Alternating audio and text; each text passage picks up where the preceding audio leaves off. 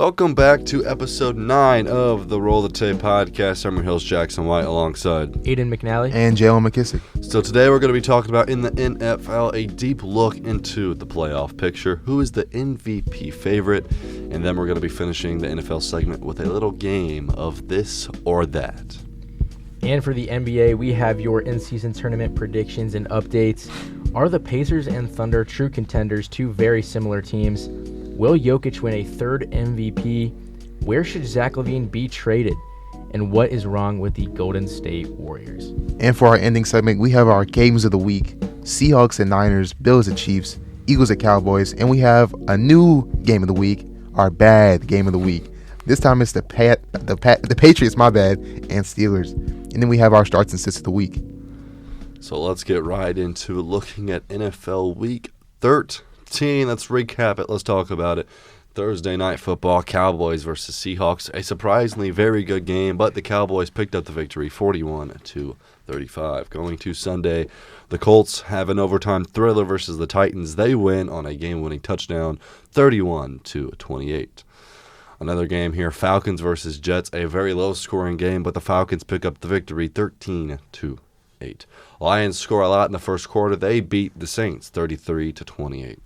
Texans beat the Broncos in a crazy game. Russell Wilson throws 3 interceptions. Texans come victorious on the scorching hot Broncos 22-17. Chargers versus Patriots in possibly the worst game of the season. 6-0 final score. Chargers win. Steelers lose to the Cardinals 24-10. Dolphins blow out the Commanders 45-15. Panthers lose to the Buccaneers 21-18. And probably one of the better games of the week, but a blowout to say the least. 49ers defeat the Eagles 42-19. Rams beat the Browns 36-19. Lots of 19s back to back. And then Sunday night football, Packers defeat the Chiefs 27, and you guessed it, 19.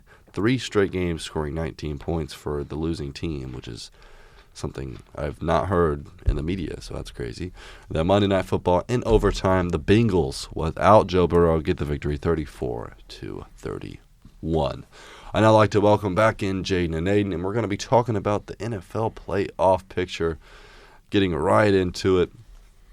And it's quite interesting, the playoff picture is. If you look at it, we're going to start in the AFC. The Miami Dolphins are the 1 seed in the AFC. Yeah, Miami looks really good right now, especially since they're about to get Devon A-Chain back. And he's back. 25 fantasy points last week. He played last week? Yeah. Oh, he had 2 touchdowns. Oh, my bad. I have Raheem Mostert, so I was a Raheem Mostert stan. That's the only person I was looking at. But this conference is wide open right now with the Chiefs on a little losing streak right now. They can easily take over the number 1 seed. Yeah. The Dolphins are a very good team. Yeah, their strength of schedule isn't great, but they're winning the games they're supposed to be winning, and they're losing the games they're supposed to be losing. The Ravens, the Chiefs, the Jaguars, who are second, third, and fourth, we've seen a dip with them recently. The Ravens haven't been playing well. The Chiefs just lost to the Packers the other night. The Jacksonville Jaguars just lost to the Bengals without even Joe Burrow, and Trevor Lawrence got a little ankle injury. And then fifth is the Steelers. God, 24-3 to the Cardinals. 6 is the Colts. Still don't have their starting QB. They're still a question mark. We don't know if they're real contenders yet or not. And then the Browns. I mean, they're bad. Joe Flacco. this AFC is so wide open. I think the Texans, who are 7-5, and let's count here. There are 1, 2, 3, 4 teams that are 7-5. I think the Texans can easily sneak into the playoffs without even having to win their division. I think the Texans and Bills will end up sneaking in. Maybe not the Bills. Maybe the Broncos sneak in because they've been playing some really good football this past couple weeks, even though they lost to the Texans. But I think the Texans and the Broncos or Bills will probably sneak in over the Browns and Steelers. Well, let's look at it, okay? Let's look at the top 4 seeds, obviously the division winners. And I look at it right now, and I think the only division that is possibly up for grabs is the AFC South. I think every other one of these divisions has been punched, basically. I think the Dolphins are going to win their division in the AFC East. Yeah. Pretty clearly. I think the AFC South is going to be the Ravens. You mean AFC North? AFC North, excuse me, the Ravens. And then the AFC West, even though the Broncos have been playing all right lately. I think the Chiefs are going to win that division. It'll still be the Chiefs. So then you look at it right now, the AFC South, which is really the only division possibly up for grabs. The Indianapolis Colts did a record 7-5. So do the Houston Texans. The Colts have a tiebreaker over the Texans so far this season. The Jags have a tiebreaker over the Colts. So the Colts would technically have to be one game up over the Jags to get it, and I'm not sure on the Texans-Jags. I believe the Jags won 1 of 2. I don't think they've played twice yet. I don't think they've played twice either. You look at it, and that's probably the only division up for grabs. Ultimately, time will tell, but with Trevor Lawrence getting hurt, who knows how much time he will miss. If Trevor Lawrence is out, the Jags could miss the playoffs, I think. I think if he's not on that team, their backup quarterback is not that good. CJ Beathard is not that guy. They could miss the playoffs. But if he's only gone for a week or two, I would still say the Jags may win that division. But looking through 5 through 7, and I think the biggest question marks are right there. You look at it. The 5 right now, like you said, the Pittsburgh Steelers. They're 7-5. This team is bad. This team is terrible. This team should be nowhere near the playoffs. This team should have 2 wins at least. Kenny Pickett's not a good quarterback, and now he's hurt. Mitchell Trubisky, he's even worse than Kenny Pickett, and Kenny Pickett's not good. He's a bottom 5 quarterback in the league. So let's just be honest. The Steelers, get them out of there. Drop them down, push them down. They lost to the Cardinals. We just mentioned last week, if they lose to the Cardinals, that will tell us everything we need to know about the Pittsburgh Steelers. They lost. They lost by 14. Not even win. We said that game had to be a blowout. We said they had to score at least 20, and they didn't even score 20. They didn't even score 6. Actually, no, they did score 10. They scored 10. Yeah, 10. 10. They lost by 14 to the Cardinals, a 2-win team. Yeah. Cardinals. Kyler Murray was cooking. Kyler Murray was indeed cooking. Yeah. But then you look at it, you look at the 6, Indianapolis Colts. I think one of the hottest teams in the league. I think they're on the up. Winning streak. Jonathan Taylor's going to miss probably next week and the week after that. So they have Zach Moss. Their defense, a defense that was very bad at the start of the year, is absolutely just straight balling right now. And they get their starting D tackle back this week off of suspension. They get Grover Stewart, a top 10 D tackle in the game. You look at it, I mean, the defense is top 5, playing top 5 right now. Michael Pittman's proven he's a receiver 1. Shane Steichen, I would say, is the favorite for Coach of the Year with everything that's happening. And Gardner Minshew's Ryans are right there. And Gardner Minshew, he's making the throws when he needs to. It's not always pretty, but he gets it done somehow. I don't think he's that good. Gardner Minshew is being clutch. I think the Colts are going to be the 5 going into the playoffs. Ask me 3 weeks ago, realistically, do the Colts make the playoffs? I say no. Yeah. But after looking at this AFC race, it's kind of drilled down. Now, all the quarterbacks are getting hurt. All the quarterbacks are getting hurt. Like the Bengals aren't even a threat in the playoffs anymore, I don't think. No. Even though Jake Browning had a very good game versus the Jags last week. Jags. I still don't think he's an elite quarterback to lead a team to the playoffs. Me either. So I think the Colts move up. Then you look at the Browns, a really questionable team because you look at it, and this team is a very solid team. Joe Flacco, I would assume, is going to be the starter going here on out. A guy who just signed and flew like not even first class, just regular on a plane to go to Cleveland. And now he's their starter. I think the Browns possibly do make it. I do think the Texans slide in and make it. The Bills, their biggest game of the season so far is going to be this week versus the Chiefs. If they can pick up this victory, I think the Bills will make it. If my dream scenario, and I think what will happen, I think the Colts will be 5, I think the Texans will be 6, and I think the Bills will be 7 to round out your top 7 in the AFC. I think that's a pretty solid prediction. I agree. I think then again, it can fluctuate a lot. Maybe the Bills turn it on and find what's clicking. But as you said, this next game against the Chiefs basically determines their fate. Because if they drop to below 500, it is not looking likely for them at all. In such a stacked, not a stacked AFC, but every team is so close, perfectly close.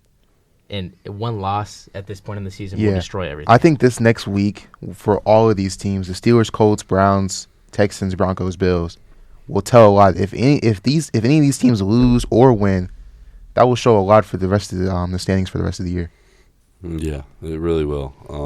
And I mean, you look at it, and like I said, the Bengals, if they can go and beat the Colts this week, they slide right in there, and I say the Colts could possibly drop. I think this week is very important for a lot of teams. And you look at the teams they're playing, the Steelers play the Patriots, and probably our bad game of the week. And, God, that's going to be such a bad game. I would expect the Steelers probably to win that game, though. Yeah. The Browns, they play the Jags. And if the Jags pick up that victory, that'll be pretty big for them. If they lose that game, they could possibly lose the AFC South. Texans play the Jets. And the Texans, the Texans have 8 wins now. So I don't know. Hey, Zach Wilson's coming back. Don't give a darn, man. Zach Wilson's coming back. Zach Wilson sucks. Robert Saleh says he's fired up. I bet he is. I will take a fired up prime Zach Wilson. I would never take a fired up prime Zach Wilson over C.J. Stroud, even if he plays out of his mind. C.J. Stroud is never doubt the MILF hunter. Fired up Zach Wilson. You can't doubt the MILF hunter. You can't do it. So. And, I mean, you look at it and you look after the Bills, Bengals, Broncos, Texans. I mean, the Chargers aren't a threat. The Raiders aren't a threat. And then the bottom, the Jets, Titans, and New England Patriots, technically not gone. All of them. Let's not even talk about them. I think this, for the wild card, I think it's a 4-man race between the Colts, the Browns, the Texans, and Bills. So you don't think the Broncos? And the Broncos. Okay. I would actually say the Browns. I said the Colts, Texans, Bills, Broncos. I would just say it's a 5-man. I would just say it's. I don't think the Steelers or Browns are in the running anymore. I don't think with both of their quarterback situations being questionable. The Browns, maybe. The Steelers, no. They do not. I think the Browns have a better team than the Steelers. Yeah, by far. Steelers are bad. Steelers are bad, and their defense is good. Their defense is good, but their offense is so bad. Even after firing Matt Canada, they had that 400-yard game. Everybody thought, oh, they're back. Oh, they only dropped like 16 points in that game, by the way. You're scoring. I mean, it doesn't matter how many yards you get if you're scoring at a high level. So, I don't know. But let's move on to the NFC, which is a little bit more interesting, to say the least.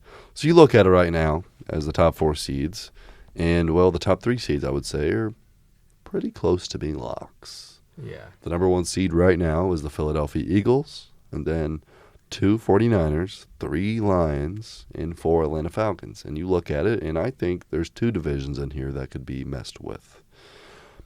Obviously, the worst division in football, the NFC South.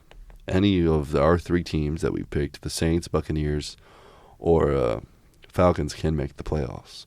I think the Lions will win the AFC North with ease. The only team that could be interesting to get them is either the Vikings or the Packers, but they're both 6-6. The Lions are 9-3. The Lions would have to have a collapse to lose that division. Same with the 49ers. They're 9-3. The only team that could get them are technically the Rams and the Seahawks, who are both 6-6. Another division I think could be up for grabs this week is the NFC East. The Eagles, 10-2, top of the NFC, but the Cowboys are 9-3, and they're the 5 right now. But if they win this game, they do take control of the NFC. So this is probably the biggest game of the week. Cowboys-Eagles, battle of the number 1 seed in the NFC. Yeah, that like as you said, those are really the only 2 divisions that are up for grabs, is the NFC South and the NFC East.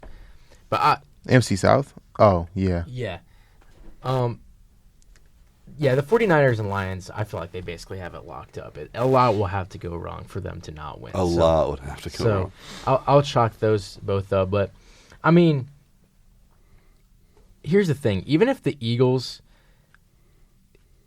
or the Cowboys lose, like, whatever team makes the division or whatever team wins the division will obviously be probably one of the first seeds.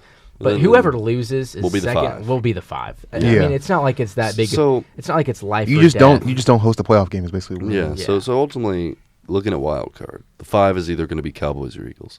So we're looking at it in the 6 and 7. There's really a hot race right now. You have the Vikings, who are currently the 6 at 6-6.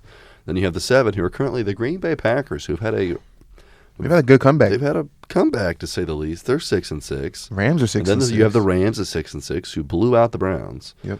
And then you have the 9, who are the Seahawks, who are also a very good team at 6-6. And then I would say that's probably it, because all of those other teams are just battling for that mid-playoff spot, the 4 of the NFC South. But yeah, we talk about the division probably way too much. And then those both teams are 5-7. So it's really interesting to say. But I think who I'm going to say is the Buccaneers get the 4, because I'm still sticking with my team. Mm-hmm. We all picked our teams. I had the Buccaneers. I had the Falcons. You already know the Saints. Go Fly. Fly, Falcons, fly. If Derek Carr is hurt for Chips. a large amount of time, Buccaneers, I mean, Pirates. Oh, yeah. If Derek Carr is hurt and J-Bo is in for the rest of the season, then I'll take the Falcons. Then I'll take the Falcons. You guys stay with your squad. I'm staying with them, but if Derek Carr is hurt, I'm saying this right now. The Saints will be terrible if Derek Carr doesn't come back, and I'll say that right now before it happens. Hey, Jameis so Winston will throw 4 touchdowns a game. four interceptions. So also 4 interceptions with 400 yards. J-Bo's just one of those people. He's like me in Madden. He slings that He thing. can't have It don't 2 matter. good possessions in a row. Did you guys see the throw that he made against the Panthers To Olave. where it should've- bounced like the Panthers? This is how bad the Panthers organization is. Jameis Winston Panthers throws, catching a stray. Jameis Winston threw this ball directly at a Lions player. Or not Lions, Panthers player. He threw this ball directly in the chest of a Panthers player. Another Panthers player comes out of nowhere and tries to one-hand pick the ball out. It pops up into the air, and Olave takes it for almost a touchdown. Took it down to like the 2-1 yard line. Like, Those are just the type of plays that J-Bo that makes. is the definition of a Jameis Winston throw. That is the definition of a Jameis Winston throw. He's just that fella. He The is. Saints will not. I will go and say this: the Saints might not win another game if Jameis Winston plays the rest of the year. Hey, you never know. Derek Carr's the difference. But Derek Carr's the difference. looking at it, 6 and 7, I'm gonna say the Vikings make it, and I'm Yeah. gonna say, oh my, this is hard. I'll say the Packers. You gonna say the Packers? I'll say the Packers and the Seahawks make it. Really, I'm gonna say the Packers. No, I'm gonna say the Rams and Seahawks make it. I'll say the Vikings, Seahawks. I'll go a little different. Yeah, I'll I go like Packers, the Seahawks. Rams. I think the Rams are on the up right now. Yeah, I think the Packers are on the most up out of anybody. I mean, Jordan Love's actually starting to play well. It's starting to get like Ooh, all the those Seahawks versus the nerves. Niners. Oh, I didn't see that. Maybe the Seahawks don't make it. Oh. Yeah, Jordan Love's finally starting to get comfortable in this starting role. So I'll take the Packers, and then the Seahawks. Yeah, they, like you just mentioned, they do play the 49ers. Ooh, the Rams play the Ravens. Oh, Yeah, my so predictions are not looking good right now. so I'll take the Seahawks. I think they've just gotten unlucky, and before this whole losing streak, they were really good, and we actually had a debate about who was going to win their division Yeah. with the 49ers. So I'll take the Seahawks and the Packers. I do think that Jordan Love and the Packers will make a run for that last 2 spots because Jordan wasn't playing phenomenal Hey. football. don't forget about my guy, Who? Josh Dobbs. There's With how questions. he looked against the Bears defense. Hey, we don't the other talk night. about There's it. questions about Four whether picks. there's questions about whether or not he's going to start next week. No, they said he will. Oh, they said he will. I mean, he'll start. But there was questions about whether or not he should start. He definitely shouldn't be a starter in the NFL. But Oh, he is a top 5 guy. no, he's not. When he's on, And hey, man, When Josh he's Dobbs. on, he's- When he's on, he's average. He's an average quarterback at best when he's on. Mahomes, that's a Mahomes type play. Don't forget the Chris Collinsworth. He called Josh Dobbs making Patrick Mahomes plays. Don't forget when Chris It's Collinsworth. Josh Dobbs. Chris Collinsworth has a crush on Mahomes. The 4-8 Chicago Bears made Josh Dobbs look like a high school quarterback. Josh Dobbs threw a pass to the end zone. Chris Collinsworth was like, "Oh, that's Mahomes. That's Mahomes." Mahomes is in the building. He must have learned that from Mahomes, watching Mahomes tape. God, dude. And this is kind of giving me flashes of Patrick Mahomes here. That sidearm throw That sidearm around throw the was defensive lineman. it's a Mahomes type play. That's crazy. I mean, that's just ridiculous. We love Chris Collinsworth though. I Yeah. hate Chris Collinsworth. Okay. I mean, you picked the Packers and you hate them. Yeah, I know, but I just hate Chris Collinsworth. We have a D1 hater in here. Don't get him going on Jordan Love. No, I'm saying he. He just I speak. don't know how to say it. Bro just hates him for no reason. I'll just say glazed. He glazed Aaron Rodgers throughout his whole career. That's all. Yeah, his that's new all I'll Aaron say. Rodgers is Mahomes. Mahomes. Patrick Mahomes. And look at the awareness to just throw this ball out of bounds when an edge rusher is coming at him. Like not like the 31 other quarterbacks in the league wouldn't do that. You know, Mahomes gave his receiver a chance. And that's all that matters. That's all that matters. He gave his receiver a chance. His receiver just couldn't come down. Mahomes can make anything at enough. Jordan Love is playing like Mahomes tonight as the Chiefs win. As the Chiefs win. God. Cannot stand them. All right, that's enough on the Chris Yeah, Collinsworth. that's a little bit of the comedy for a minute, but we're not going to talk about our favorite division today. We'll talk about that next week. We'll give a little bit of NFC South. Yeah, when the Falcons are 7-6 next week. Okay, buddy. All right, but let's move along to NFL MVP. Who is the favorite going into it? I'll go ahead and let Jalen start. My NFL MVP as of right now is Brock Purdy. I think Brock Purdy right now is playing his best football right now, and so is the team. They just went into the Eagles' nest and spanked the Eagles with their own. They literally just spanked the Eagles on their own field. And to do that, to go in there, play as good as he did, obviously Deebo Samuel had a lot to do with that. But he's playing great. Team's playing great. If they can somehow get into that first seed, I think he might lock that MVP up. For my MVP, I know one of the very first episodes we ever recorded. Don't do it. We were talking about how the MVP was a do straight it. quarterback award. But my NFL favorite as of right now, Dolphins wide receiver Tyreek Hill. I thought you were gonna go a completely different route. My bad. No, I've switched up a little bit. I'll go Tyreek Hill. If he gets 500 yards in the last 5 games, he is the first player in NFL history to ever have 2,000 receiving yards in a season. If he breaks that record, which is, I think he definitely can. That's not like some crazy outreach. I think he will. If he reaches 2,000 yards, more than any other receiver in a season ever, more than Randy Moss, more than Jerry Rice, all these legends you can think of, there is no way you can't hand him that award. There's really no way. If he makes history, becoming the first player ever to get 2,000 receiving yards in a game. In a season. In a season. in a game is crazy. In a season, I really don't see a way how you can't give him the award. Yeah, all these other players are playing great. Like Brock Purdy's playing amazing. Dak's playing the best football of his career. Jalen Hurts is playing good. But if he's breaking records, none of these other quarterbacks are breaking records. If Tyreek Hill breaks this record, something we've never seen before, I think it has to go to Tyreek Hill. All right, and my MVP, I'm going to have to go with Dak Prescott. And, of course, nobody would have been like, oh, Dak Prescott MVP at the start of the season. But Dak Prescott has been playing just phenomenal of late. The Dallas Cowboys are 9-3. And I've been someone who's disliked the Cowboys in most of my fandom as being an NFL fan. But what Dak Prescott is doing right now with a 70% completion percentage, 26 touchdowns to 6 interceptions, he's top 5 in passing yards. 9-3 record. 9-3 record. I mean, he's just playing phenomenal. He really is. He's playing great. And it's all like that. I mean, Dak Prescott, it's in front of you. If the Dallas Cowboys, I think it's going to come down to this. If the Dallas Cowboys this weekend go in and they beat the Philadelphia Eagles, I think it's really just that. If Dak Prescott can ball out this weekend versus the Philadelphia Eagles, the 1 seed in the NFC, a team that just went to the Super Bowl, and let's say he gets 3 passing touchdowns, plays better than a guy who's also up there in MVP and Jalen Hurts, I think it's going to be right there in his hands to grab. Ultimately, will he grab it or will he fumble it? Time will tell. But knowing the Cowboys is probably going to fumble it. Yeah, probably. But my MVP right now is going to be Dak Prescott. I don't hate the pick. He's playing really good football right now. There's really no wrong answer. There's really no wrong answer. I mean, Brock Purdy, Tyreek Hill even, Jalen Hurts is probably still up there.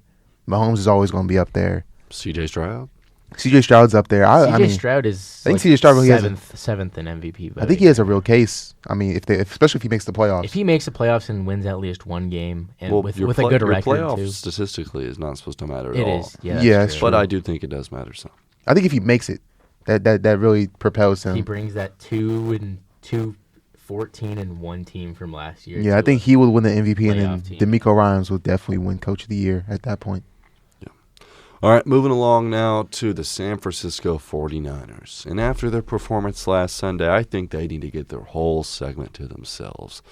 The San Francisco 49ers are a team that came into the season as the clear favorites to win it all.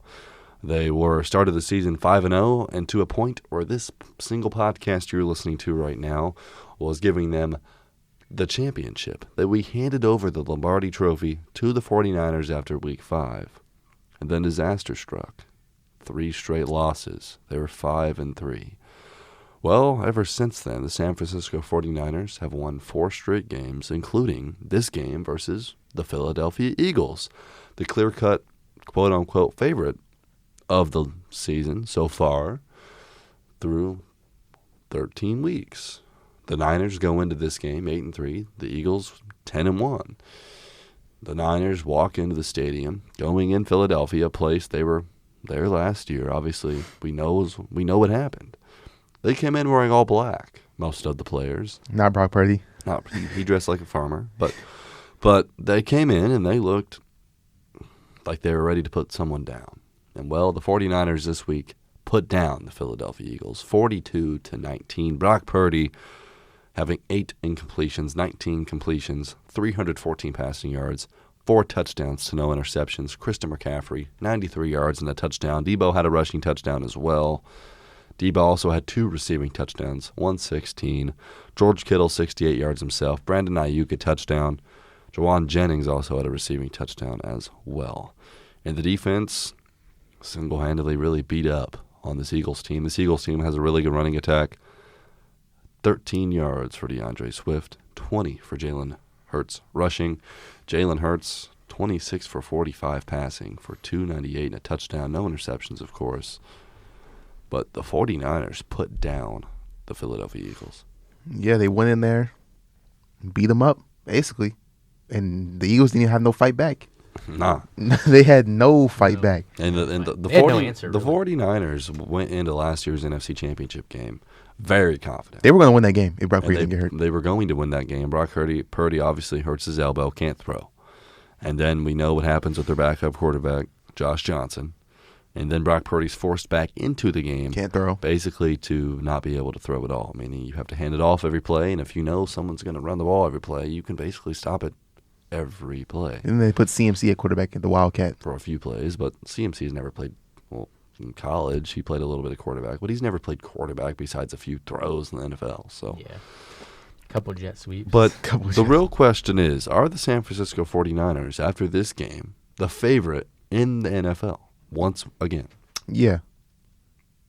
Oh, I don't know. I mean, they beat the Eagles were the favorite before then, right?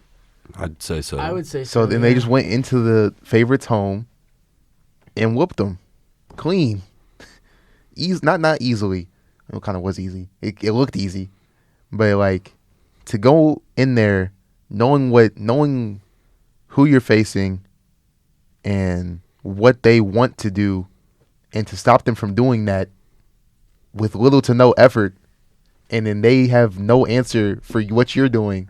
It's insane. It's insane. It's insane. I don't want to answer this question because right now I don't really think there is a favorite. I think there's too many good teams. Now that we saw that, because like obviously all year we've seen what the Eagles are If capable the Eagles of doing. win this game, they're the favorite. Well, yeah, But that's they what I'm lost saying. by a lot.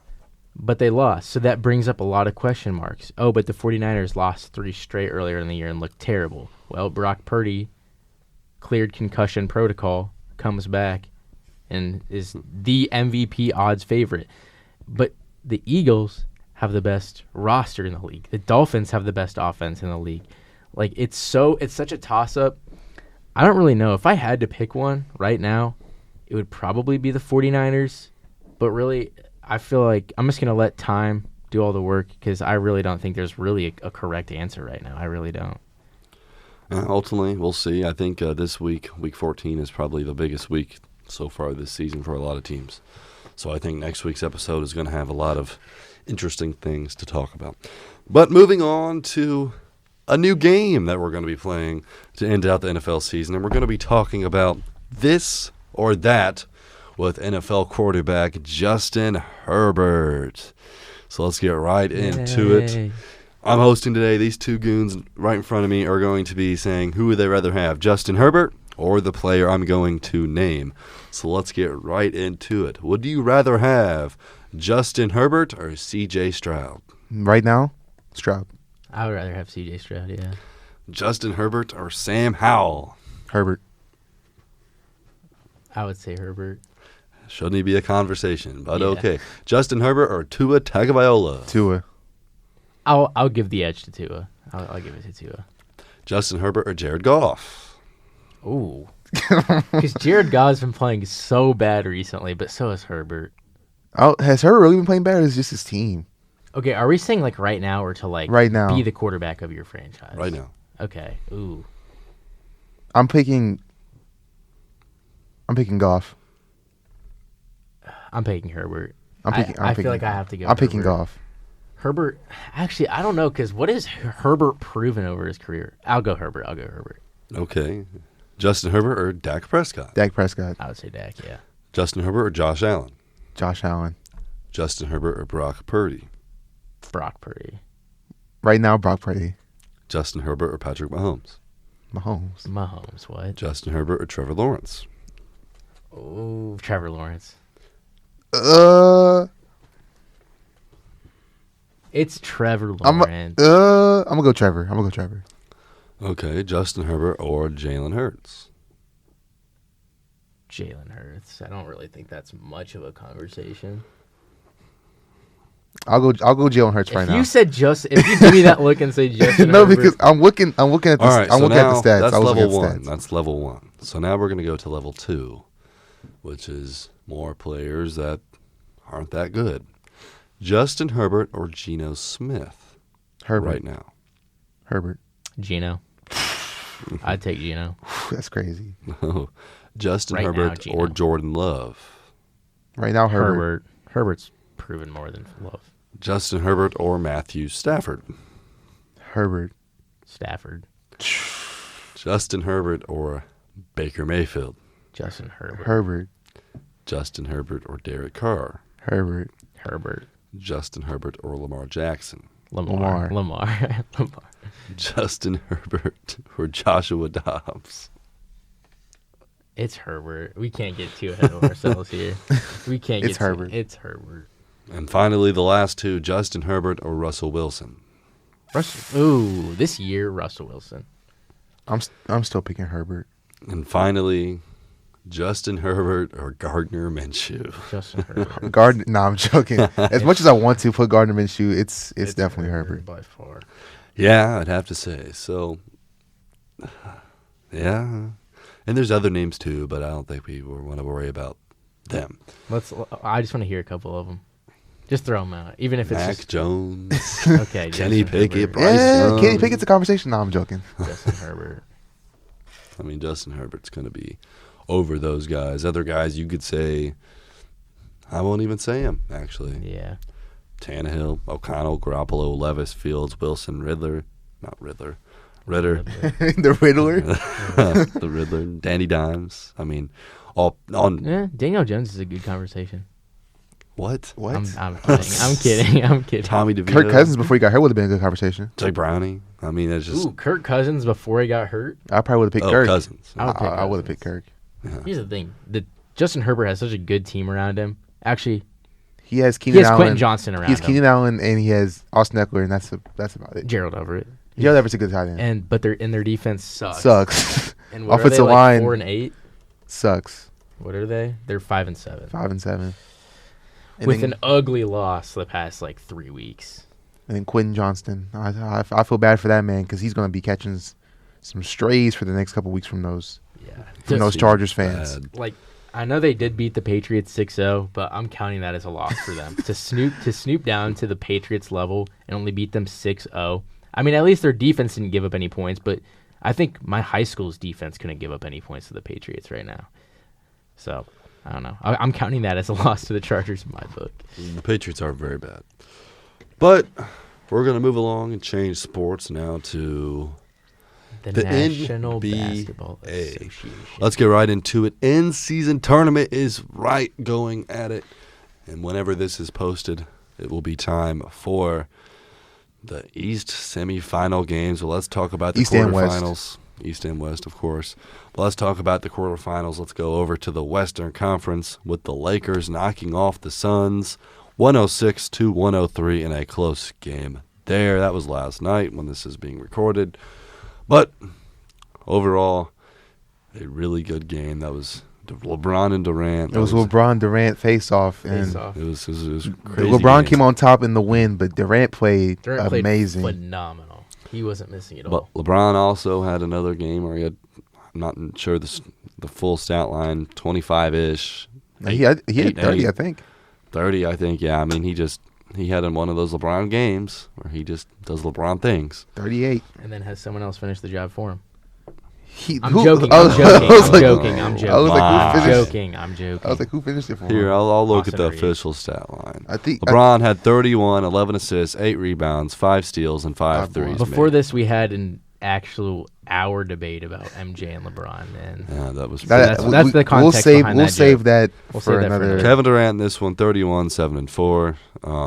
Grayson Allen had 21 points, which is surprising. Duke Devin legend. Booker had 21 as well. So the Suns fall back, the Lakers advance. But now going to the other game in the Western Conference, the Pelicans versus the Kings. And everyone, thought that the Kings would win this game. Well, the Pelicans came up and said, nah, not today. Brandon Ingram had himself a day, 30 points, 8 rebounds, and 6 assists. Jonas Valanciunas had 18. Herb Jones had 23. Trey Murphy off the bench had 16. And Zion Williamson, who didn't play that well in this one, still had 10 points. And for the Kings, obviously look at it, Sabonis, 26, 13 rebounds, 10 assists. De'Aaron Fox had 30 as well. But the Pelicans win big, 127-17. And then let's go over to the Eastern Conference with the Bucks taking on the Knicks. 146 Bucks, Knicks 122 in blowout fashion. Julius Randle had 41, his best game of the season. Did not miss in the first half, by the way.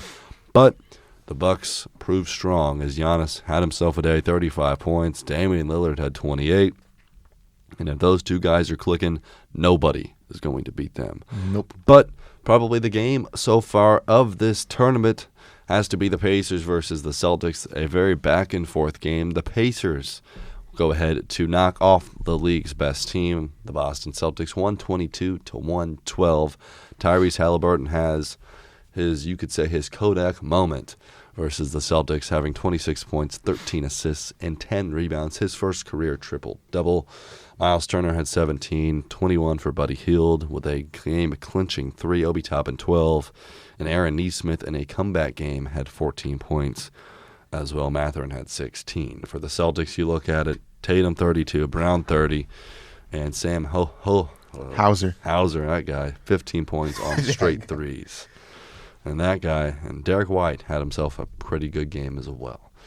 But we, as a three, went and saw this game live at Gamebridge Fieldhouse. most electric stadium I've ever been in. Yeah, the stadium was electric. It was quite insane. But this Pacers team is special when it comes to in-season tournaments. They're undefeated. 5-0. So now I think it's time to go ahead and look ahead to the in-season tournament and what's going to happen this Thursday. So this Thursday, obviously, games will be played. Lakers, Pelicans, Pacers, Bucks. All these games are in Vegas, so there's no home court advantage. Except for the Lakers, it will be a home court advantage. Yes, it's because pretty there close will to not LA. there will not be any Pelicans fans that No. fly No, out. but that's basically anywhere. I mean, the That's true. Laker fans Lakers fly. almost have a home game anywhere they play. Yeah. But we're starting the Western Conference. Lakers versus Pelicans. Next time we talk, this whole entire tournament will be over. Yep. So we have to go ahead and pick our champions here. So let's get right into it. Lakers, Pelicans. I'm going to go ahead and start. I'm going to take the home team, the Los Angeles Lakers, to win versus the New Orleans Pelicans. LeBron wants this championship really bad. And, well, he's going to get it, The only I think. I championship think the we'll ever ring Lakers after the bubble. advance to the championship round. I'll take the Pelicans in this one. Zion only putting up 10 and then beating a very good Kings team. I think it shows a lot of the depth of this team. You have Jordan Hawkins, who's been playing well. You have Herb Jones, who had 20 points in their matchup against the Kings. Obviously, they're not going to put up those numbers every night, but Zion will step up in this one. And I just have a feeling, I feel like the Pelicans might surprise us and do something. I'm picking the Lakers. I feel like Anthony Davis is actually taking this thing seriously, and he's not being as inconsistent as he usually is. I mean, last night he was a little passive in the second half. He could have been a little bit more aggressive. He missed a couple putback dunks, but other than that, if LeBron's still on, Austin Reeves with the Las Vegas baddies in the court, I mean, in the stadium seats, Austin Reeves goes. That's the only reason Austin Reeves went off last night was because Kim K was on the sidelines. And so that's why he went off last night. So if there's a whole bunch of Las Vegas baddies in the stadium in Las Vegas, Austrians might drop 30. But I'm picking the Lakers. All right, and then moving along now to the East semifinal, as the 1-seeded Bucks are taking on the 2-seeded Indiana Pacers. This game will happen at 5 on Thursday, right after we post this podcast, and the Lakers game will be at 9 o'clock. So looking at it, and I mean, both teams are both very solid, both going to be playoff teams this year. Obviously, the Bucks have probably one of the top 5 players, and Giannis. I don't know why I forgot that. And then the Pacers have the best point guard in the Eastern Conference, Tyrese Halliburton. And obviously the second best point guard in the East is going to be Damian Lillard. So I think this game is going to come down to one thing. Defense. And, well, the Bucks play defense and the Pacers don't. Do the Bucks play defense, though? The Bucks kind of bad on defense. Well, they're better than the Pacers, but they're not that good. Other than Giannis, they have Giannis and they have Brook Lopez. That's like their only 2+ defenders. I think the Pacers are quite worse than the Boston Celtics. And you know what they did? They pulled it out. I'm going to say the Indiana Pacers win this game. They're the best offensive team in the league, and in this tournament, they're the best offensive team by a big margin. I think the best player in this tournament has been Tyrese Halliburton. Tyrese Halliburton, if he wins this in-season tournament, I think he's top 3 in MVP. Tyrese Halliburton has turned into a superstar right in front of our eyes, and I would say in 2 years' time he will be a top 5 player in the league. I think this is Tyrese Halliburton's game, and we're just watching it. The Pacers beat the Bucks to advance to the championship. Okay, this is such a toss-up because I had the Pacers losing to the Celtics. I said it was a toss-up, but I probably thought the Celtics were going to win. But here's what goes wrong for the Pacers. The Celtics shot terribly from 3. They were like 11 for 40 from 3. And if even a couple of those went down, a couple more of those went down, I think the Celtics take the victory. Not to mention, the Celtics didn't have a big guy to guard on their team. Kristaps was out. The Bucks have Giannis Antetokounmpo, an MVP, an NBA champion to guard. Brook Lopez is a good stretch 5. Chris Middleton will knock down a few threes for you, and then obviously you have Damian Lillard. The last time the Pacers played the Bucks, Giannis had 50, and I don't remember the exact Pacers score. won. Yeah, I know the Pacers won, but I can't remember the exact score. But that's also without Damian Lillard. If Damian Lillard steps into this game and he's knocking down shots, I don't think that the Pacers will win. I really don't. Because if Damian Lillard is knocking down shots, that's why the Celtics lost, is because they shot terribly. They probably shot like 25% from 3 as a team against the Pacers. And the Bucks are a very good three-point shooting team. We see that with Chris Middleton. We see that with Damian Lillard. We see that with sometimes with Brook Lopez and maybe one three-pointer from Giannis. I don't know. I feel like the Bucks have too much to guard. And with how weak of a defense the Pacers have, I think it's going to be a lot to stop. So I'll take the Bucks by a very narrow margin. I think this all comes down to Giannis and Dame. That's it. No one else on that Bucks team really scares me. I know Chris Middleton can drop 20 every once in a while.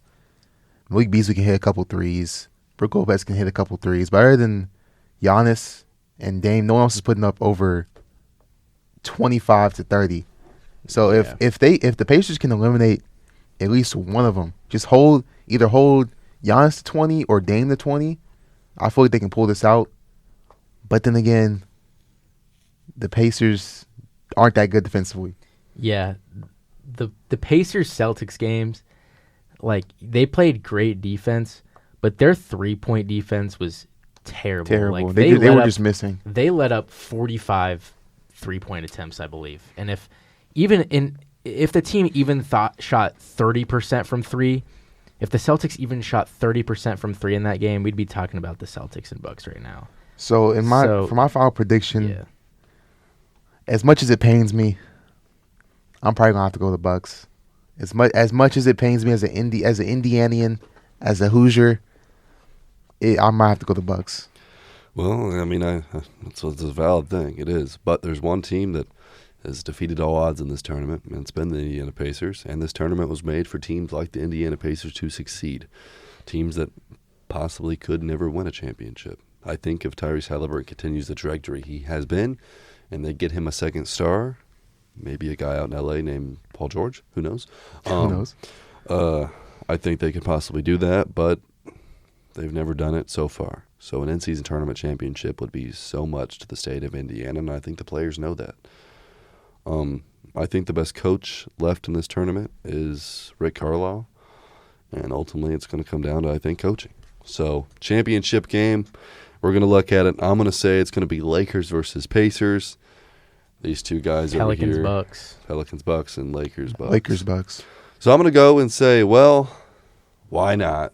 I'm going to say the Indiana Pacers win the in-season tournament. Could that be a little biased? Probably. But there's one team that's defeating all the odds in this tournament, and it's been the Indiana Pacers. And you know who usually beats the Lakers? The Pacers have had the Lakers number for a while, it seems like. Ever since LeBron went to L.A., the Pacers have always had the Lakers number. And I think that's going to continue. Will the league let that happen? We will see. But I'm going to take the Indiana Pacers to be your in-season tournament champions. For me, I had the Pelicans beating the Lakers, and then I had the Bucks beating the Pacers. So I'm going to say Bucks-Pelicans final. I think Giannis is too much of a nightmare, a matchup nightmare for Zion and that Pelicans team, and it's also the Bucks. So I think it'll probably be the Milwaukee Bucks. That's what I'll have. And for me, I have Bucks Lakers, and I think LeBron will have another one of his magical performances in that game, and the Lakers will pull it out, and the Lakers will be the first ever in-season tournament champions. And there you have it. We all make our picks for the in-season tournament, so only time will tell. We'll wrap up the semifinals and the championship on the next podcast. But moving along now to a team that I've been talking about a lot in the in-season tournament, and a team that we haven't mentioned yet, the Oklahoma City Thunder and the Indiana Pacers, two teams that look to have kind of the same trajectory so far this season. Two teams that have been bad in the past few years, and two teams with two rising superstars, to say the least. Are the Indiana Pacers and the Oklahoma City Thunder true contenders in their single conferences and true contenders to possibly win an NBA championship? I think as of right now, the Thunder probably have a better chance to win than the Pacers. Maybe not to come out the West. I think the Pacers have a little bit easier of a conference, but in terms of team level right now, I think the OKC Thunder are playing at a better level the first 20 games of the season than the Pacers are. Shea's on the tear. Chet is having a great rookie season. The Thunder are more, they're a better team. Exactly. They are. They have way more weapons. Chet Holmgren is very good. Very good. And Shai Gilgeous-Alexander is a superstar. He's a guy who's going to give you 30 every night. Top 5 in MVP voting. And with Chet. Top 3, technically. Top 3, but he's probably going to be in that top 5 area for this whole season. Yeah. Their last 10, they've won 8 of their last 10. They just have a really, really good team. And I would say they're in front of the Indiana Pacers, but the Pacers have a very solid team. I think they're still a star away. I think the Thunder got that star in Chet Holmgren. The Pacers need that second star with Tyrese Halliburton. Tyrese Halliburton is doing something we've never seen before. 28 points per game, 12 assists, shooting 50, 40, 90. You don't see players averaging 12 assists and scoring 28 a night. You see players averaging 16 and 12, not 28 and 12. It's unheard of. He's almost averaging 30. And, of course, when you do the math, he's with points assisted and points counted for. He's leading the league by a good margin. But are the Thunder true contenders? I'd say yes. Are the Pacers? Not yet. For me, are the Thunder contenders to come out of the West? Yes. Are they contenders to win the whole thing yet? I don't think so. They're still a young team. They're still one of the youngest teams in the league. So I'll give them one more year. If they get, here's the thing: they have to be this upcoming. Everything, obviously, the whole thing about the Thunder are their luggage of draft picks over the next 7 years. But Sam Presti is so conservative with them, and he needs to make a splash during the trade deadline. Yeah, how many first-round picks do they have this season? I think they have 5 this year. First-round picks, total picks, I think they have 5. First-rounders, I think they have 2. But he needs to get kind of aggressive with these picks because he has an amount of picks we've never really seen before. And with that much power in your hands, you can make almost any trade you want for any player at the trade deadline. So if they acquire that player, like a OG Anunoby or a Lauri Markkanen, I think they are ring contenders. I really do. For the Pacers, I think, they're still one star away, whether it be a draft pick that'll turn out well or a trade that they have to make. But here's the thing I'll say, if we're comparing the two teams, I think you drop the Thunder in the Eastern Conference, I think they'll finish probably a top 3 seed. If you drop the Pacers in the Western Conference, they might be playing a play-in game. So, I mean, that's not a bad thing. Yeah, that's not a bad thing at all. The Pacers' development is, I would say, farther than the Thunder. Yeah. Not further back. Yeah. So, I mean, I'm not saying that's a bad thing at all considering how bad they've been the past few years. But I think the Thunder and the Pacers are definitely both on the rise, and I think they can both be contenders very soon. It just really depends on the trade deadline. Yeah, I think the Pacers need to be aggressive with that second star, whether that be a Pascal, OG, Paul George. Paul George is my dream scenario because Paul George will fit. He wouldn't fit the timeline, but he fit perfectly on the roster. I think the timeline for the Pacers is now. I think you go win now. Oh yeah, you go win now. Everybody wants to win now. Well, no, I'm talking about like 3 years from now when Tyrese is still in his prime. Paul George will be on the leave, like he'll be on the decline. Is what I meant to say by timeline. Yeah. But obviously he'll help you now, and for the next maybe 1 to 2 years. But 3 years from now when Tyrese is only 26, Paul George will be 38. It's crazy. Tyrese Halliburton is only 23. Yeah. So other than that, they have the rest of the roster. The rest of the roster is complete. The bench is solid. The bench, I think the bench might be the top scoring bench in the league. I know it was at one point. Yeah. And then obviously you're the highest scoring team in the league. All you need is that secondary star that can take the ball out of Halliburton's hands. It should be Mathurin, but Mathurin's going through a little bit of a sophomore slump right now. There, but I think they need a second star now. Yeah. And Mathurin's not going to be that right now. Not right now. He will get there, I would agree, but not yet. I mean, I think we're forgetting that we're drafting these guys when they're 19. Yeah, and Mathurin's only, I don't even know if he's 21 yet. And no, I think he's 20. And I think your he's prime 20. doesn't really start to 25. 26. So a lot of these guys, we're putting way too much expectations on these young guys. Yeah. And that's one thing that's kind of hard in the league because you're like, I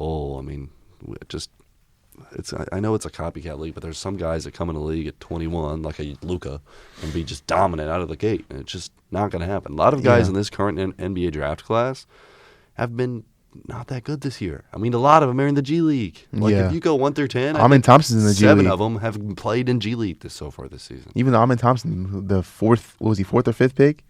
Fourth. He just dropped 29 in the G League. It's just there's so much good talent in the NBA now that most people think that you should be a top talent because you were picked in the lottery, even though it takes time to adjust. Not everybody's LeBron straight out the gate averaging 25 or, one of those other guys that just came in the league and started dominating as soon as they came in. It takes time. So I think Ben Mathurin will eventually reach that. He'll get there. I think his ceiling is a Jaylen Brown type player, a good defensive player that has a little bit of a handle, better left hand, of course. Dude, I have a better left hand than Jaylen Brown. Better left hand, of course, that can drive, finish, shoot the mid range, shoot the three, and can defend. Yeah, I'd have to agree. But now moving along to MVP of the NBA, and Nikola Jokic is a guy right now who's doing his thing. He's dominating once again, and the Nuggets sit in a spot 14-7. But could the NBA have Jokic win his third MVP? I think it's hard not to, because right now, well, as of right now, obviously, Because voter fatigue is a real thing in the NBA. it is, and I know we're only 1/4 through the way through the NBA season, but he's the favorite right now. He's the number one on the ladder, but he also has the most points, rebounds, and assists. He's leading the league in points, rebounds, and assists throughout the whole league. That is insane. I don't think we've ever seen that before from any other player. I mean, this guy is really the only reason this Denver Nuggets team is still apart. I mean, yeah, they have good pieces in Michael Porter Jr. Don't pass the rock. Yeah, never swing the rock, Michael Porter Jr. Yes, they have good pieces in, I don't know, Jamal Murray. But with no Nikola Jokic, this Denver Nuggets team is not a top 5 seed in the West. I really don't think so. Maybe even lower than that. So if we're talking about the most valuable player, it's Jokic. He contributes the most to his team. He leads the league in points, rebounds, and assists. It's insane. I don't really think there's any player better than him right now. Yeah, I think he is the best player in the NBA right now. And voter fatigue is a thing, but he didn't win it last year. So maybe they'll just, hey, he didn't win it last year. Give it back to him. Which is probably something that could happen. I don't really know if there's another. Obviously, Embiid's up there, but I don't think Embiid gets it this year. Not with the way Jokic is playing right now. I don't think it's even a question who the favorite is right now. It's Jokic, and especially if they stay the top seed in the West, it's gonna be Jokic easily. Not even a question. Yeah, I think it's not even close. If you're leading the league in assists, rebounds, and points, as a center too, it's clear. It's just crazy. It's crazy what he's doing. He doesn't even care. Yeah. The crazy thing is, he could care less about the NBA. So if he wins his third MVP, once he retires, he's gone. Once he wins his third MVP, what do you think he'll be ranked all time? I think he's top 15. Yeah. If he wins, I've never seen a player like him before. If he wins another championship, not even an MVP, another championship, and plays another 4 or 5 years, putting up stats not this but near it, he's probably top 15. I would say with the ability to score. There's an argument that he's better than that. He's rebound. top 10. I think there's a top 10 argument right there. If he wins another MVP or a championship or another ring, he is top 10. And everyone knows. Would you say Jokic is better than Dirk all time? If he wins another ring or MVP, probably. I say just right now. Oh, right now you think he's better? Yeah, actually, right now, because Dirk's not averaging 30. Dirk's not putting up 14 rebounds. Dirk is giving 10 assists. Yeah. Jokic shoots at a better clip. I mean, it's just. Here's the thing is I like Dirk. Here's also the thing about Jokic. Jokic is so good that we can't give him the MVP every year. If there was no such thing as voter fatigue, Jokic would be winning this thing every year. Jokic might have That's 4. That's not even a question. Jokic might have 4 MVPs. Can't even lie to you. There's an argument that he has 4. Yeah, you could have said he won it last year. Yeah, I think he would have won it last year because him and Embiid were neck and neck all year, and then you could have argued that he takes one of the Giannis's away. If you would ask let's take Denver and Philly fans out of the conversation. If you survey every NBA fan, I think 90% of them would say Jokic deserved the MVP. Yeah, I thought Jokic was going to win it. I was surprised when Embiid won it. I was very surprised that Embiid won it. It's just voter fatigue. Now, if you scratch that, I think Jokic has 3, maybe 4 MVPs in his back pocket right now. I think he definitely probably should have won last year, and then you can argue that he should take one away from Giannis. One of those, one of the 2 Giannis ones. I mean, Giannis is dominant. You could go and say that basically about a lot. I mean, LeBron. You could have gave LeBron probably 14 straight MVPs. Yes, you could have. How many MVPs does Giannis have? 2. 2.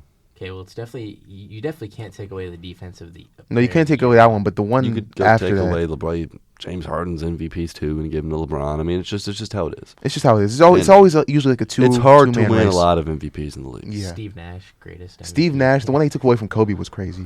God, there was no reason Steve Nash should have won back-to-back MVPs. That was 0. crazy. I wasn't even alive. I was alive, but I wasn't an NBA fan. What was I, like, 08? like 05 and 06. 05 and 06? And Kobe was averaging like 31. Yeah, I was like once. I wasn't even conscious. So I wasn't. Or dropped But 81, still. and they said, nah. It's Nah. not gonna be. Averaging 31 after also with like 3 With just finals bozos on his championship. squad. Yeah. Nah, Steve Nash. Them Phoenix squads. I mean, 8 those seconds Phoenix or less. teams are good. Was it Or 7 seconds or seven less? 7 seconds or less offense? Yeah, 7 seconds. That's crazy. They were the But- Pacers before the Pacers were a thing. Yeah, technically. That's kind of how the Pacers model. Yeah, Mike bit, D'Antoni but- just run the offense. All right. And now let's move along to a little bit of trade talk. And a player that's kind of been in trade talk past few weeks, Zach Lavine. And I think there's a good chance Zach Lavine gets traded. Just the ultimate question to where to? Well, Don't say the Lakers. Definitely a contender. What would they for give sure. up? What would the Lakers give up? I don't know. LeBron James. No, they'll probably give up LeBron probably like a James. combination like Gabe Vincent and like Jared Vanderbilt. And maybe a couple pillars. maybe Rui. I mean they probably have to package They're Rui not in giving there. away Rui. They're not giving. I know for a fact they're not giving away Austin Reeves. They just signed him. You know what's funny is I actually saw a video. I can't remember who it was, but it was some NBA player. Oh, who was it? I can't remember. But he was interviewed on the underrated, like, hardest players to guard in the league, and Rui Hachimura was like at the top. Rui of has a his real list. nice game. He really does. He does. But so I definitely don't think if he gets traded to the Lakers, it definitely wouldn't be Rui. It'd probably be like, even though they just got him, probably Gabe Vincent. I think it would be Gabe and a few Vincent. picks, maybe. I think Gabe Vincent, Vanderbilt, and like a few picks picks. will probably get the job done because Vanderbilt's still young. They need a Vanderbilt type of player too. So that's Yeah, not, exactly. like, terrible. I mean Vanderbilt and Patrick Williams are kind of like the same player, they are but they definitely need more defense, which is what Zach Lavine doesn't offer. do. I mean, if you have like a Vanderbilt and Patrick Williams front court, that's a pretty good defensive front court. Like at small forward, power forward, that's a pretty good defensive front court. But I don't know if that gets the job done. Gabe Vincent Gabe Vincent's probably a better point guard, and pure point guard. Not saying he's better than Kobe White, like as a player, but as a point guard, he's probably better than Kobe White. Oh, it was DeAndre Jordan. Is DeAndre Jordan? Said that. Well, yeah. DeAndre Jordan's slow, so of course he couldn't guard Rui Hachimura. He said the only ones I can remember were Hachimura, Christian Brown, and he couldn't think of anything else, so he just said SGA. Those are the only thing I remember. But yeah, I don't know, because here's the thing with Zach Lavine is obviously all the reports came out that nobody wants him. Yeah, it was Nobody kinda wants crazy. to trade for him. So it's really a toss-up. I feel like it'll definitely go towards a somewhat contender. It doesn't even have to be like the Nuggets or like the Celtics or anybody like that. I don't think the Nuggets are in the running at all. Yeah, but he definitely doesn't have to go to like a super team. He could probably just go to like maybe like a 5, 6, 7 seed team and be fine with it. Just somebody that's in the playoffs. But if nobody's wanting him, then I don't know. He might have to stay locked up in Chicago for one more year. Is this his last year? I think he has more on his contract. I think he has more. I don't remember how I much do he's think down he's for. going to get traded. I do. I mean, Chicago's not good. I mean, you look at it right now. Chicago in the Eastern Conference, 7-14. It's not working. We've been said that, but no one says anything. But yeah. So I found the he's- potential trade for Zach Lavine right here. The Raptors get Zach Lavine. Okay. The Bulls get Precious Achiuwa, Chris Boucher, Grady Dick, Gary Trent Jr., and 2 first-round picks, and the Raptors get Zach Lavine and Terry Taylor. Yeah, but I mean, do the Raptors even really want to go all in? I mean, they're 9-11. The one thing they really need is offense. I mean, they have the defense. They have Pascal, That is true. Scotty, Their squad is still OG. pretty solid. and if you add a Zach Lavine to that, I mean, you can make an argument of why. I could see it happening. I mean, the Raptors definitely need a scorer that could give you 30 a night, and that's all Zach Lavine really does is score. So I could see it happening. I wouldn't be surprised, but I mean, That's one of the that's one of the more underrated or underrated teams that he could go to. yeah, I think we'll see. We'll see. Will Zach Lavine get traded? Obviously, the trade deadline's kind of far out, so we have a few months. But will he get traded prior to the trade deadline? Probably not. But moving along now to our final NBA segment, and it's talking about the Golden State Warriors. The Golden State Warriors on the season sit at a 9-11 record. In their last 10, they are 3-7. What is wrong with the Golden State Warriors? Inconsistency.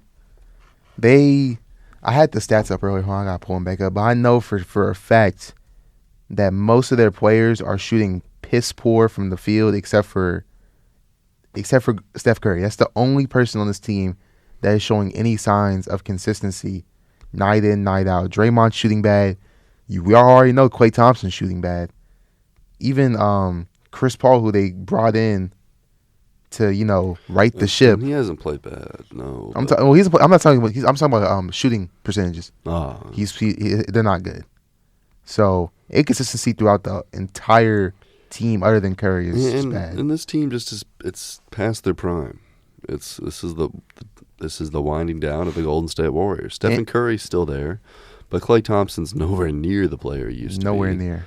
Draymond Green isn't the player he used to be, and Andrew Wiggins has looked pretty bad this year. Andrew Wiggins is shooting 26% from three. Yeah. Not to mention Klay Thompson is just nowhere. Klay Thompson is shooting 40% from the field. Yeah. And Klay Thompson, he just is so, I don't know. He doesnn't offer anything. And let's not talk about the cum bucket who's averaging. Let's not talk about the cum bucket, Jonathan Kuminga, who's shooting 25% from three. Man, that's 1 for 4. They're doing service over there in Golden State, building houses in the Bay Area. There's only 3 people on this team that are shooting over 35% from three. That's Curry, Klay at 36, and Draymond at 47 because he doesn't shoot that many threes. That's really bad. That's terrible. That's terrible. That is very bad. I guess Dario Saric is shooting 37.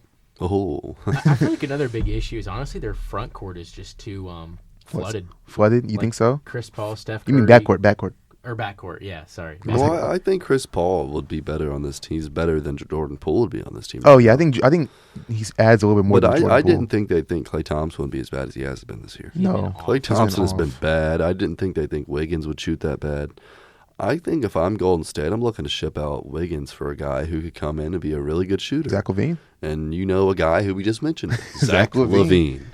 I think Zach Lavine will be really good on this team. Andrew Wiggins and Jonathan Kuminga for Zach Lavine. Maybe a few other things. Maybe. I don't know. It could work. There's some other guys that I could see them looking at. Maybe a guy over there in Utah. Larry Markkinen? If the Warriors somehow get Larry Markkinen, it might be over for the league. I can't lie to you. Him and Steph Curry pick and rolls. Because Curry hasn't lost a step yet. No, he's averaging 29. Everyone else on the team has. No one else on this team is averaging over 20, but Steph. Draymond has. Kevon Looney has. No one on this team is averaging over 16. The Warriors are a retirement home. They are. So they need to go trade out. I mean, I think we're watching Klay's last season. I mean, when Dario Saric is your 4th best scorer on your team, that's crazy. You're having a bad shooting year. And I think Klay Thompson's last season with Golden State's this year. He's a free agent this year too. Yeah, and I don't see any reason why he stays in Golden State. I don't see any. After this season, if he doesn't pick it up, I mean, obviously there's still like 60 games to be played. Yeah. But if he doesn't pick it up, he's not. I don't know. He's not getting a long-term contract. Want big money. He's not going to get big money. Not going to give it to him. Like the Hornets would. Especially when the Hornets toss him 200 right now. Yeah. And he might take it. Just out of curiosity, what do you guys think? Back to Zach Lavine being traded to the Warriors or anything. Not even to the Warriors, just in general. What do you think right now? Zach Lavine is worth trade wise to any team. Doesn't have to be the Warriors. Maybe a young player, a veteran, maybe like a first or two. First or two, and a good player. Maybe 1 or 2 good players. Okay. Preferably probably a young one. Okay. Maybe not too young, but 25, so 26. Like a young good player and a couple picks. Yeah, because right now what the Bulls probably need the most is guard play. Yeah. Better guard play, like not scoring.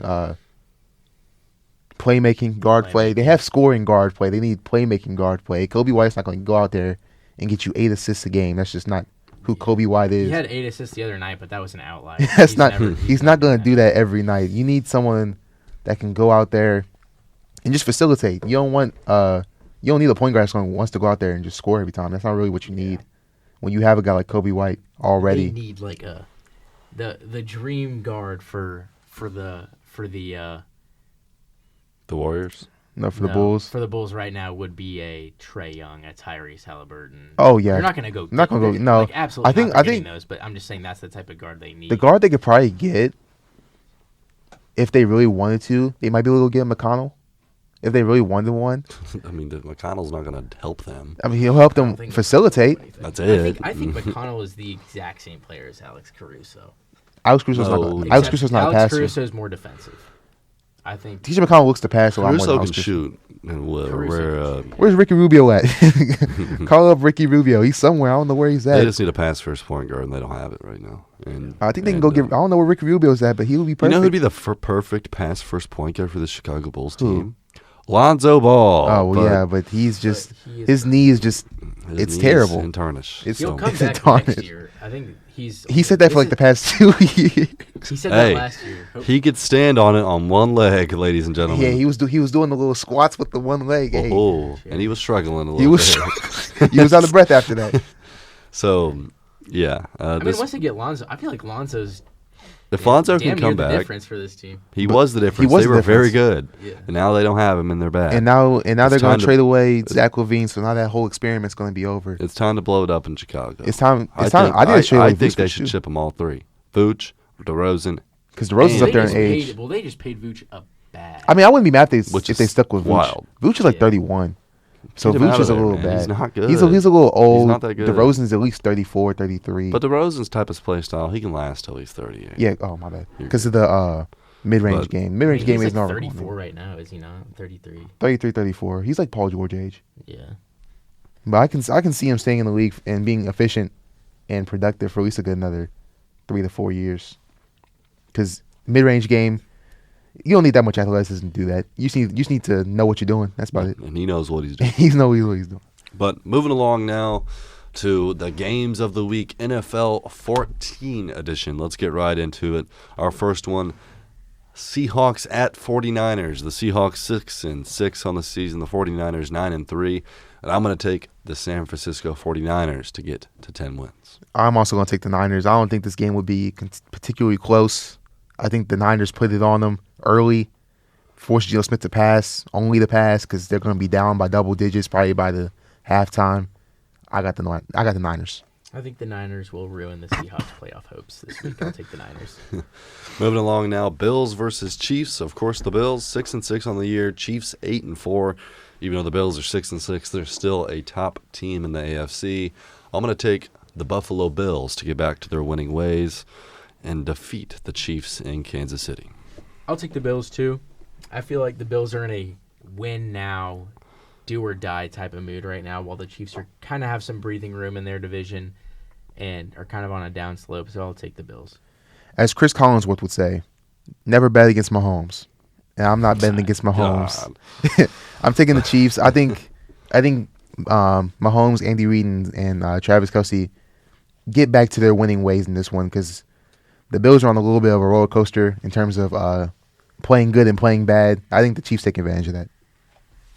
And finally, the game of the week. The 10-2 Philadelphia Eagles taking on the 9-3 Dallas Cowboys. And I'm going to take the 9-3 at-home Dallas Cowboys to take control of that division. I'm going to take the Cowboys as well. The Eagles really just needed to get broken apart one time. They got absolutely exposed. Yes, they needed this humbling, and it's a loss that they probably needed, and the Eagles will probably get better off of it. But the Cowboys are just too red hot.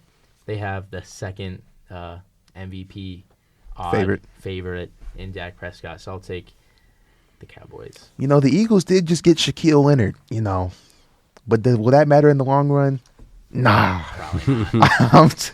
He'll be a rotational piece. He'll come in every three snaps. I'm taking the Cowboys. Dak Prescott's playing at an MVP level, and as much as I don't like Cowboys fans, they're playing really good football right now, and Dak Prescott is playing his best football right now. Defense is electric, and the Eagles are coming off a bad loss. Who knows how they'll respond? I'm going to take the Cowboys. And finally, the new segment. The stinker of the week, the bad game of the week, the 2-10 New England Patriots taking on the 7-5 Pittsburgh Steelers. And I'm going to take The Steelers No, winning we this should one we should we should 5-2. we should predict what we think. 5-2. Oh yeah, the score. We should predict the score. All right, go ahead. Who do you think the score's gonna be? Steelers 10, Pats 3. That's a little too much. I think it's That's a little too that's much. too much 13 score. points combined. That's too much scoring. I think it's gonna be Steelers 6, Pats 0. Okay, I'm gonna say Steelers 7, Pats 3. Okay. God. I think it's gonna be an absolute snooze fest in Pittsburgh this Sunday. I would not be surprised if the Pats don't score. Oh yeah, the The Pats, aren't Pats gonna have score. not held They every didn't single score opponent against for the the last 4 bad weeks. Chargers defense. I think they have 5 games. I think they have 5. If you like, it's not the last they've 5 had games, but they've had 5 games where they've combined for like 3 points. I think that's actually. Yeah, I think that's actually. Well, they've held opponents in the last 4 games under 10 points, and they haven't still won haven't one of them. Hey, Bailey That's Zappi. wild. Hey, or Malik Cunningham can start this week. You never know. In their ass. They're But pretty good. yeah, so this is sorry about you. Thursday Night Football on Prime, by the way. Moving Is it? along. Yeah. It is. I don't know how they haven't moved that.